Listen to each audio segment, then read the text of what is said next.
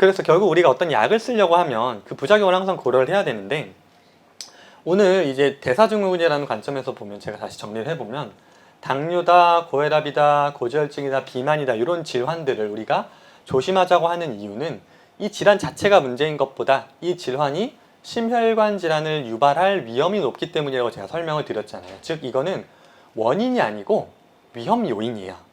즉 당뇨, 고혈압, 고지혈증, 비만이 될 만한 어떤 원인이 있는 사람이라면, 그런 사람이라면 당연히 심혈관 질환이 걸릴 위험이 높아지겠죠.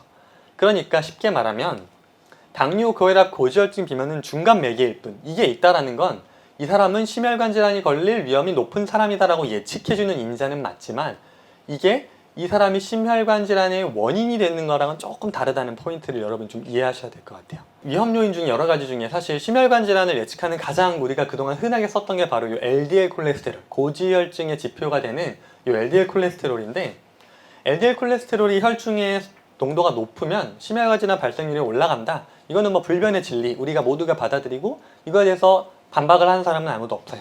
그 과정을 보면 이게 혈액 속에 지방이 점점 LDL 콜레스테롤이 지방과 만나서 산화, 활성산소와 만나서 산화가 되면서 점점 이렇게 덩어리를 만들어내기 시작하면 혈관이 점점 좁아지면서 이로 인해서 심혈관 질환이 발생한다라는 이 이론에 대해서는 아무도 부담을 느끼지 않고 다 그렇다 받아들이는 내용이에요. 근데 제가 아까 말씀드렸다시피 얘는 원인이 아니라 위험 요인이다 보니까 우리는 이 LDL 수치를 가지고 병원에서 LDL 수치 높으면 심혈관 질환이 걸릴 위험이 높아지니까 조절해야 됩니다 라고 이야기를 하고 있어요. 맞는 말이에요.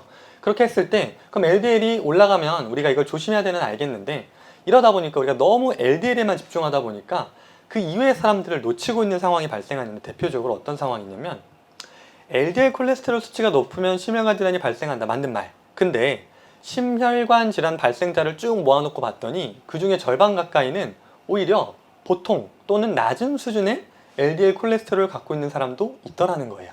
LDL을 우리가 예측인자로 써서 이 심혈관 질환이 발생한 사람들을 미리 이렇게 골라갖고 약을 먹이고 치료하려고 이 LDL을 우리가 지표로 쓰고 있는데, 막상 심혈관 질환 걸린 사람들 이렇게 쭉 돌아놓고 보니까 그 중에 반 가까이는 LDL이 안 높아.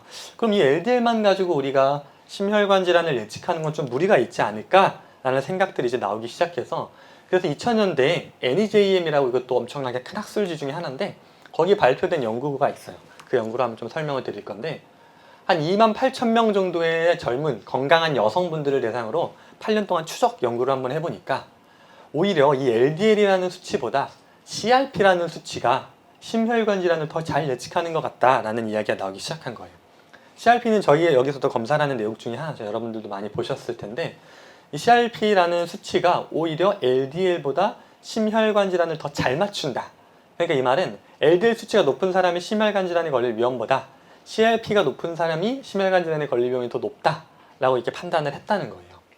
그래서 실제로 미국의 CDC 그리고 미국의 그 AHA라고, 미국 아메리칸 하트 어소시에이션이라는 그 심장학회에서는 이제부터는 이 HSCRP, 하이 센시티브 CRP라고 해서 CRP 중에도 조금 더 예민한 수치인 이 CRP를 심혈관 질환을 예측하는 데 사용하자라는 이런 컨센서스가 만들어졌다는 거죠.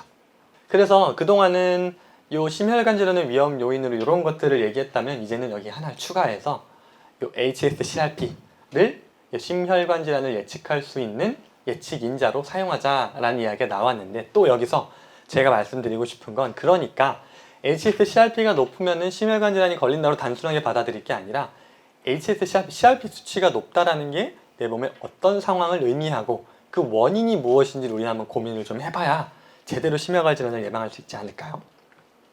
그래서 이 HSCRP가 보통 무슨 역할을 하냐면 내 몸에 염증 상황을 보여주는 지표예요.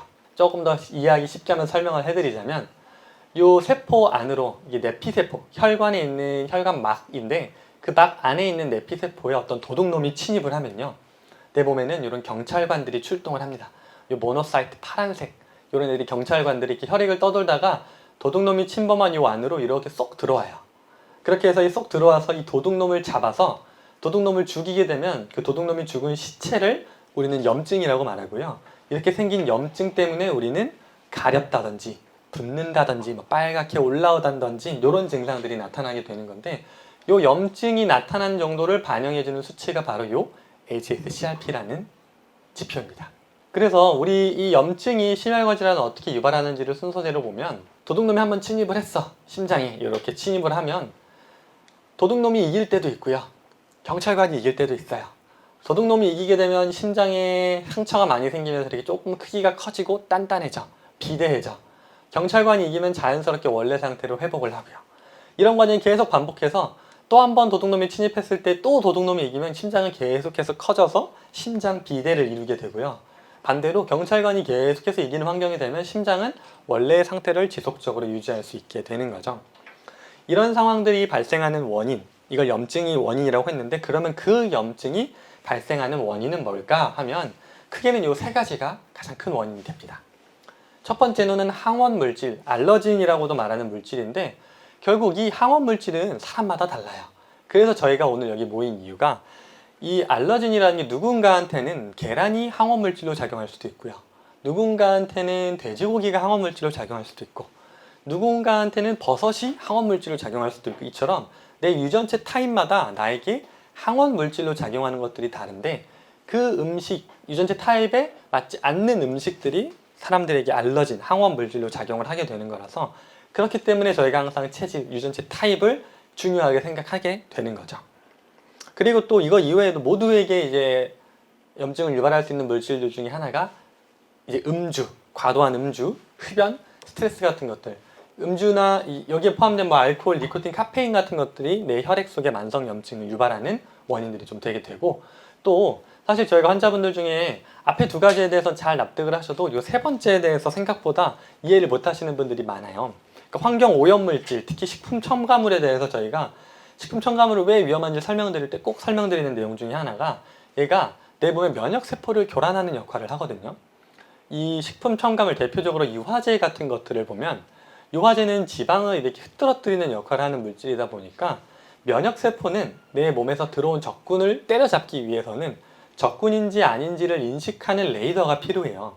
그 레이더는 결국 지방이라는 막에 쌓여져 있기 때문에 그 지방이 탄탄하게 잘 자리를 잡고 있어야 그 레이더가 제 기능을 하고 잘못된 도둑놈들을 찾아서 공격을 하는데 지방을 흐트러뜨리는 약이 들어가게 되면 물질이 들어가면 그 레이더가 박혀 있어야 되는 땅, 지방이 흔들리는 거니까 이 레이더가 막 휘청휘청 거려요. 레이더가 휘청휘청 거리면 이 면역세포가 제대로 적군을 찾는 역할, 그 탐지기 역할을 제대로 못하게 되면서 엉뚱한 놈을 공격하고 공격해야 될 놈을 공격 안 하는 이런 상황들이 발생하는 게 바로 이 식품 첨가물의 위험한 내용인 건데요. 그래서 이런 것들이 다 종합적으로 염증을 발생시킬 수 있는 원인이 된다는 거예요.